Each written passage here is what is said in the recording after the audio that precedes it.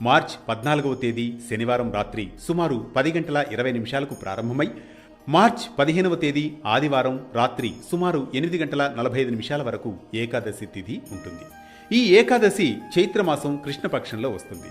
ఈ రోజున ఉపవాసం చేసి శ్రీమన్నారాయణుని ఆరాధిస్తే పూర్వజన్మ పాపాలు కూడా నశిస్తాయని పురాణాలు చెబుతున్నాయి. అదే పాప విమోచని ఏకాదశి.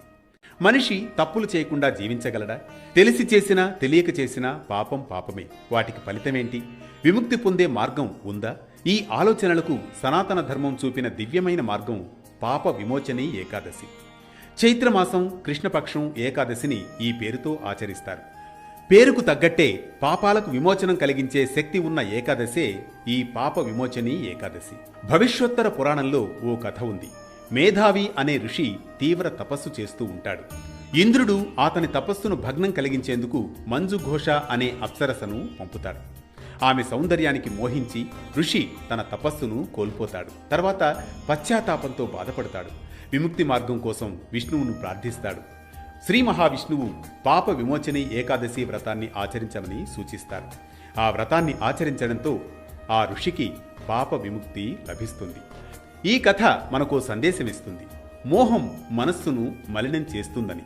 పశ్చాత్తాపం, భక్తి మాత్రమే ఆ మనస్సును మళ్లీ పవిత్రం చేస్తాయి. ఈ రోజున ఉపవాసం ఉండి శ్రీ మహావిష్ణువును భక్తితో ఆరాధిస్తారు. శ్రీ విష్ణు సహస్రనామ పారాయణం, గీతా పఠనం, తులసి దళాలతో పూజ చేయడం శ్రేయస్కరం. సాయంత్రం హరినామ స్మరణ, దాన ధర్మాలు చేయడం శుభప్రదం. ద్వాదశి రోజున విధి విధానాలతో ఉపవాస విరమణ చేయాలి. పాపం అంటే కేవలం పెద్ద తప్పులు మాత్రమే కాదు. అసత్యం, ద్వేషం, అహంకారం, లోభం ఇవన్నీ మనలోని మలినతలు. ఏకాదశి ఉపవాసం కేవలం ఆహార నియమం మాత్రమే కాదు. ఇది ఇంద్రియ నియంత్రణ సాధన. ఆహారాన్ని నియంత్రిస్తే ఆలోచనలు శాంతిస్తాయి. ఆలోచనలు శాంతిస్తే మనసు పవిత్రమవుతుంది. పవిత్రమైన మనసుతోనే భగవంతుని అనుగ్రహం నిలుస్తుంది. పాప విమోచని ఏకాదశి మనకు గొప్ప బోధ చేస్తుంది. తప్పు చేసినవాడు శాశ్వతంగా దోషి కాదు. తప్పును గ్రహించి మారినవాడే నిజమైన సాధకుడు అని. పశ్చాత్తాపం పాపాన్ని కరిగిస్తుంది. భక్తి హృదయాన్ని శుద్ధి చేస్తుంది. విశ్వాసం జీవితాన్ని మార్చేస్తుంది అని. అందుకే పాప విమోచని ఏకాదశి మనకు అంతరంగ పరిశుద్ధి, ఆత్మశాంతి, దైవ సాన్నిధ్యాన్ని ప్రసాదించే పవిత్రమైన దినం.